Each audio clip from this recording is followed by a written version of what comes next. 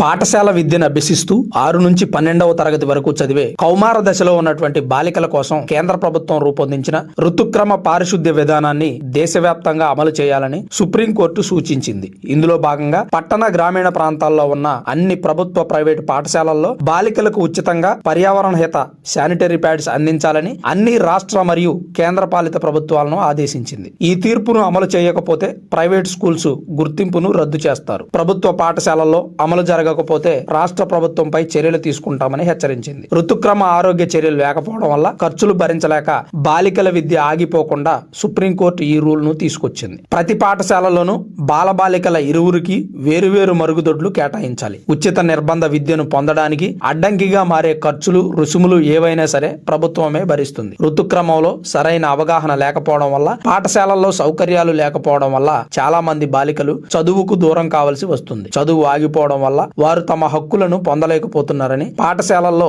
ఈ సౌకర్యాలు కల్పించడం కూడా ప్రాథమిక విద్యా హక్కు చట్టం కిందకు వస్తుందని సుప్రీంకోర్టు తెలిపింది.